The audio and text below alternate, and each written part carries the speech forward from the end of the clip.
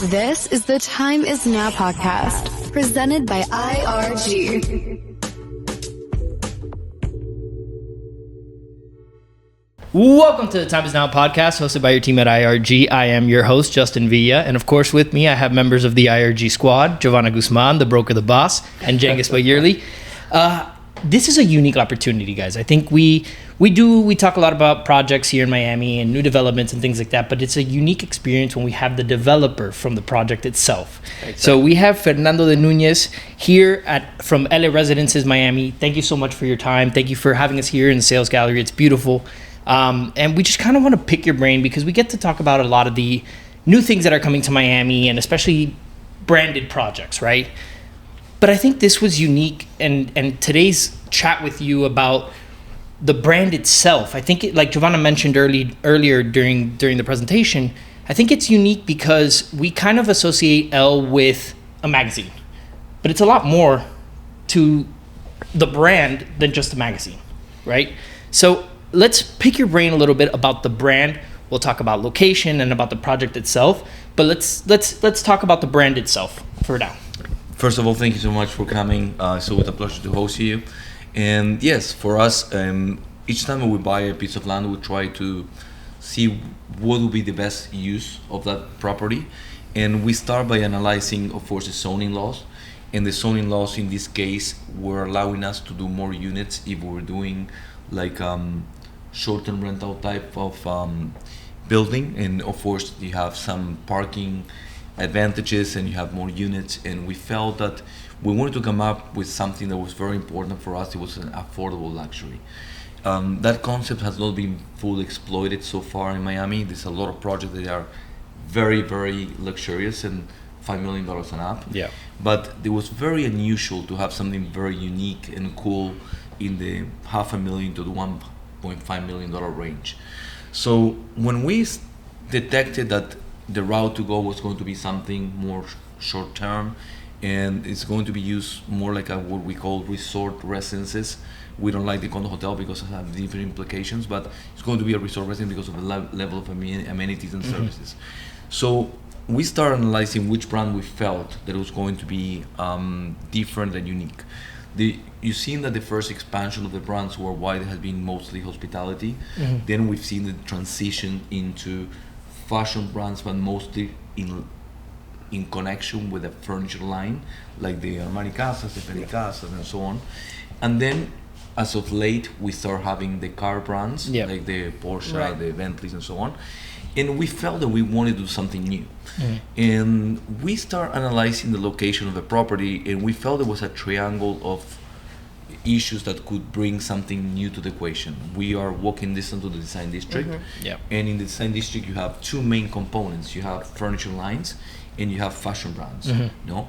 And then we are just across the street from Miami Beach, that is mostly fashion and swim week, etc. If you understand Elle as a brand, it is a brand that started in 1945. It's the number one brand for women in the planet with 250 million readers per month. But the people focus too much on Elle fashion, mm-hmm, but they are not fully analyzing Elle Decor. Mm-hmm. And Elle Decor is an amazing magazine that is being distributed in 30 countries right now. The fashion is in 50 countries, so it's more well known. Exactly. Right. And of course has a larger distribution. Yeah. But the interesting thing about the Elle Decor, that the Oscar of Interior Design Awards in the world is in Milan during the Salone di Mobile, it is run by Elle Decor. It's Elle Decor International Design Awards. It's the DIDA award. Right. So what we wanted is to bring that part of the equation to be having, since our residents are going to be fully furnished, we want to have this curated by different groups of Elle Decor, and to bring some of the winners of previous editions of Adidas, cool, which is cool, into the equation when we select the lighting features. There's sculptures and the wallpaper. There's a lot of texture into the building. And then again, design district, perfect. And we have Elle Decor, we have Elle Fashion, and then we have the swim week that is being run by the team of Elle Decor as well. So we wanted to do like a venue that was something inspiring. The other thing that we thought about it, and as you know, we're very involved with brands. We're doing the Armani Casa project, the Fendi Casa, the Riva yachts, and so on. they're all Italian. So we wanted to do something different, and we felt why we have not seen a French brand into our market. No, so we've seen that French nationals have been acquiring properties here for a long time, and even the expansion of the French-speaking countries. You have people from Belgium and Switzerland that have also been buying properties, and we have not seen it so much. So we felt that ELLE was a great match, because also being smaller units it brings a younger demographics, and we felt that ELLE was going to be the first pied-à-terre of the upper middle classes of international buyers coming into Miami, because they can use it when they come. The connectivity of this property is unique. We have one traffic light away from being 95, which is incredible. It's incredible, especially as Miami is growing today, and we felt that was a good option. So that's why we started working on that, and we decided it was a great match. We had a chance to meet the team in Paris, and we closed the deal in 3 months. That was, that's amazing. Armani took us like a year, but this was a very interesting thing, because as you know, I'm Argentine and French, but French usually difficult. They were not so difficult. They were very business oriented. They are a licensing company. They are very straightforward. They just wanted to know our financials. They just want to understand who we were, our track record, how we're going to be protecting the brands, how they're going to be using the brand to get into the real estate project. And they have been extremely successful, because since this building, they signed the deal in Dubai, they signed a deal in Bali, 2 deals in Sao Paulo, and the portfolio keeps growing. So I think it's a great experience for all of us. And it was the first one. Exactly, it is going to be the first one. Yeah. So. I think it's very important, like you said, for the listeners and people who are watching to understand that it's more than just a fashion brand. When we went to Turkey, we had pulled up the photo when we were talking here, that we went and we passed by and we saw the cafe and we saw all that stuff, that it was like, oh wow, I didn't know this existed, and it expanded into countries like Turkey. So it's definitely a unique brand that offers more than just what it's commonly known for, right? Exactly. And what people assume is the brand. Yeah, El Decor and El Cafe and the spa, and also we have the dresses and everything. The stores also in Turkey, so there's a big brand recognition in Turkey for this. The largest clothing line is in South Korea. Interesting. And they have also the El Cafe and the El Spa, mostly in the Middle East and in Southeast Asia. So that was the other thing that caught our attention. And then they started the hotel hospitality brand with El Maison in France, that is a hotel. Yes. And also in Amsterdam, so they're also expanding. So the footprint and the bricks and mortars have become more relevant. And also, in a field that is cross-selling, everyone now is looking for experiences. I mean, they don't truly care about the property itself. They want to feel something unique. They want to have a connection with the brand, with experience, with the other users. And that's what we tried as developers to bring to the equation. Because let's face the reality, there's a crowded space, and you need to differentiate your offering by 100%. bringing something different. Of course. Yeah. Now, Fernando, you were saying that, and I think this is a key point too. Like when we're talking about this brand and your negotiation, with them, it was just to showing in the track record of who you are and what you guys represent as developers. So why don't we just talk a little bit about that? Because I know it's important. I mean, when I'm always selling, it's not only about the project itself. It's also about the developer, and the developer says a lot about what we're offering. So I think it's what better than you yourself to tell us a little bit more. Thank you. Look, I have been very privileged and to work with the 2 amazing companies in my career. I was originally come from a different world, an economist, investment banker, and I came by chance to work for Fortune International for 12 years. I learned a lot about developments, and had a great, in a way, coach in a way, right, so to like learn. mentors And then I used that experience when I started leading the development division for Sotheby's for 8 years, and so 2 great companies. They're both very immersed in the luxury segment. So when we have worked so much with brands that the Ritz-Carltons and Regis and the Mandarins and the Rosewoods, that you build, especially in Sotheby's, you work so corporate. And these brands, when they're going to give their name to someone, they want to give it to someone they feel they want to protect them, because the upside that they can get in money for the size of the company for every specific project is not that relevant. What is relevant for them is to do something they will feel proud about, and they want to feel protected. IP for the brands is everything. So we cannot buy the domain names, the brands buy the domain names. Right. So everything, every single marketing piece, they need to approve it.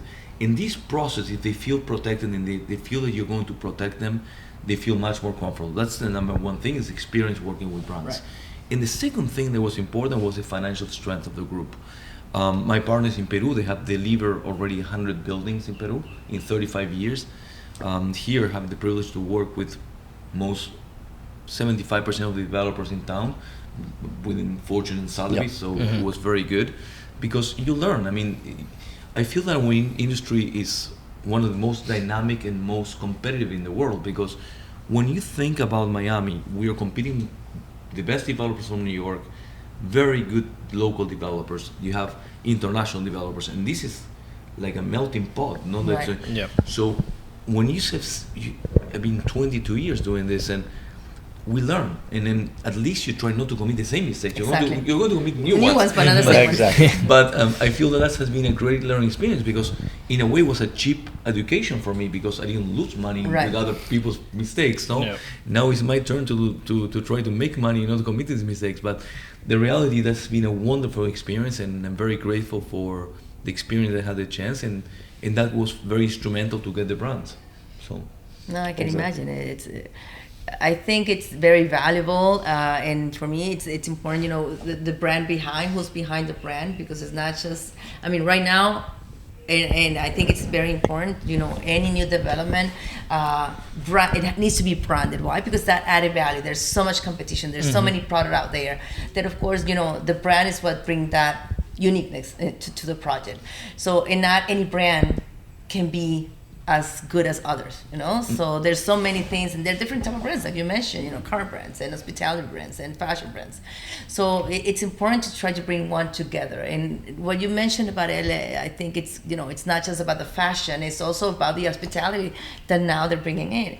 And I believe that any branded project that offers hospitality is what really can have that, for sure, added value. You know, that brands really bring something important to that project. I think the two components, hospitality and wellness, there's two main trends that are becoming very relevant, especially as we have an aging population, that you've seen the huge concentration of wealth in the 55 plus population, and I feel that the people, we're all concerned about how we're going to be aging, no? So wellness is also an important component. That's why we're trying to bring some key elements that we're going to be announcing to the project, because we say that it's wellness, but the people want to know exactly what. So are you going to have vitamin water and things? Are you going to have like a speed repetition in the AC system? So people, the buyers are very discerning buyers. The people, especially from the US, they know everything. They ask you about the brands of the doors. They ask you what type of appliance are you going to be using. So I feel that this market has become, as I mentioned, very competitive, and you need to be on top of your game. But going to your point about the brands, we also launched the first Riva yacht brands in the world, and it was very instrumental having ELLE, because they've seen how we took a brand that had never existed and we put it into real estate. And I feel that if we had not done ELLE, we would not be gone in Riva. It's very interesting, because the brands start seeing how you act and how you. When we launched ELLE, we have a 35 million impressions in the internet, so it was brutal. So, and I felt that the way that we portrayed the project, they were well received by other brands, and now we are in talks with other brands for other projects, and we won the Best Developer of the Year award last year. Yes, I remember. I was there. You were there. Yes. You also received an award. Exactly. So, but it was nice, because the fact that it was the first time that 4 brands had been launched in a year. And again, I feel that this experience matters, and I think that it's going to be a new trend. And going to the brands, I don't feel that the brands are useful in every single market. I feel that brands are extremely important in importing markets. When you have a lot of foreign buyers, and you have people, they don't know the city, and they don't know the players, in a way, the brands are the third party endorsements for the developer, in a way that the people, okay, I understand the brand. If the brand gave this project to this developer, it means that they must be doing something good. Right. And if people get, this selection process gets shortened. No? If, for instance, we have another project in Coral Gables, it's Alhambra Park, where everything is more local-based buyers that are selling their big homes. They're the typical empty nesters. They're coming to a smaller one. You didn't need the brand, Right. you know? Yeah. In the special locations that there are a lot of international buyers, brands becomes really Yes, important. definitely. Yeah, I Same think thing as Dubai, you know? As Dubai. of course.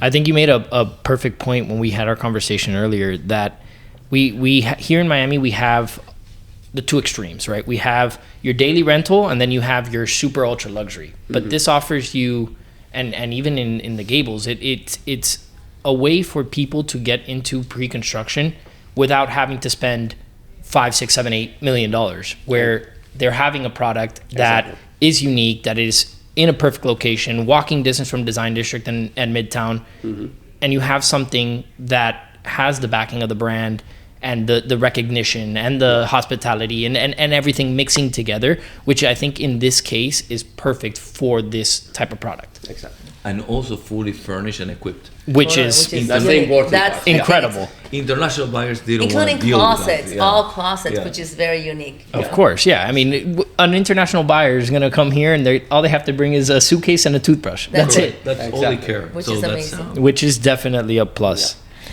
Just to mention one more thing, because I know we Yeah. did talk a little bit about the location, and it's very important because this area, it is still developing, it's growing, you know. It's in that phase that you're seeing a lot of changes lately, you know. We're not about Brickell, it's not about downtown. This is basically something that is just transforming and evolving. And of course, the proximity that we have to the design district, to Midtown, we have a lot of things that walk in distance within different levels, let's say. But it's important because this is an area that not every people are very familiar with, Yeah. you know. That's true. And And it's very interesting what you mentioned, because I'm very surprised still with the amount of people that I meet, they have not been to the design district. they haven't. Yeah. It's They crazy. haven't. Yeah. I mean, it's for me, it's beautiful. It's just, But it's new. it's new, but it's new like 10 years new. So Well, but Yeah, exactly. That's it. For us, 10 years ago, I think, I mean, as a local and someone who was born here, I think there's a bad taste in people's mind coming this way, right? Towards the water, towards That's true. Brickell, towards downtown, besides obviously Miami Beach.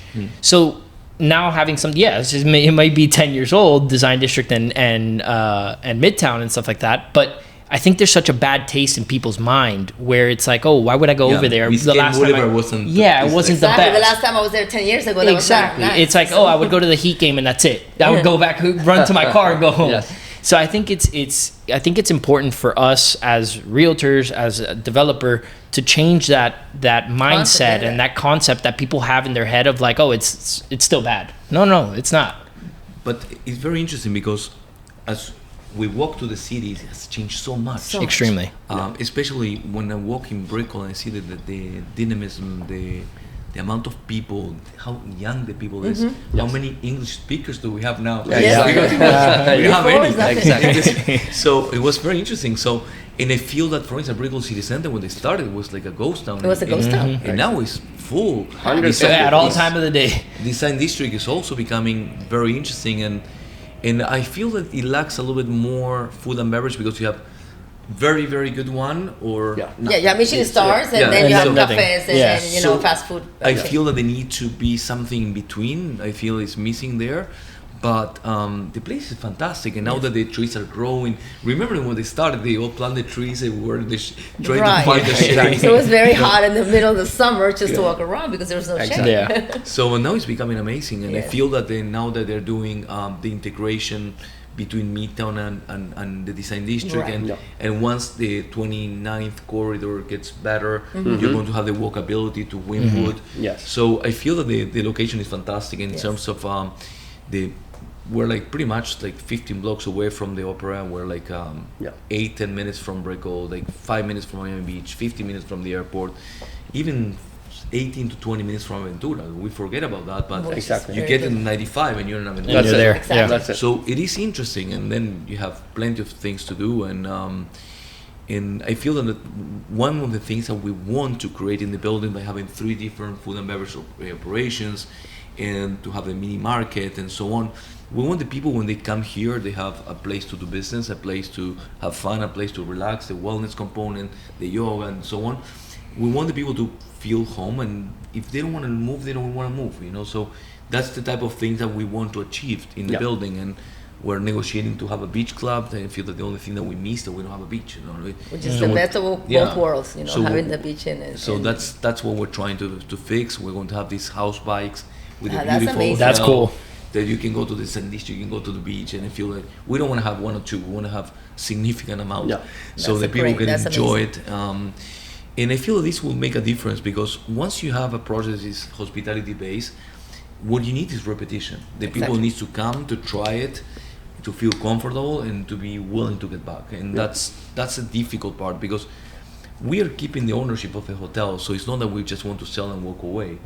That's some of the people that they choose to do that. We want to have more control of the building and have more control of the operation, and that's why, as we discussed before, for us we have a centralized check-in facility for security purpose, and of course the people can arrive before the check-in and check-out time, and they can enjoy it. Going to the pool, going to the bar. Right, which is very important. You need to wait in the middle of the street where to go. Then we are going to have a centralized cleaning service. We're going to have a centralized pricing strategy, so the building does not get devalued by having multiple people deciding on the pricing side without having any understanding of revenue management. So I feel that that's key important points that will make a difference in the long term. So sometimes it's the most difficult route to go, because you need to think about so many things. But the reality is that we are a decently young company, even that my partners and I, we have been doing this for a long time, but together we are for 3 years, and we want to make sure that we have longevity. We want to make sure that we do the things the right way, and that's what we're trying to do here. Perfect. Well, I think you guys done amazing so far, and I think also that, you know, learning from so many from here and there, just you bring in everything from based on your experience, and like I said, you don't want to repeat the same mistakes that you know you felt in the past. So I think it's amazing. I'm so happy to know you, and definitely to have you here today, and to be able to share all this to all our listeners. And you know, what better than ELLE to offer today? Of course, yeah, definitely. Thank you so much. No, thank you so much. And remember, guys, wherever you think we probably are on social media, we probably are. You reach out, send us a message. But again, we want to say thank you so much for your time and having us here. And remember, the time is now. The time is now. This is the Time Is Now podcast, presented by IRG.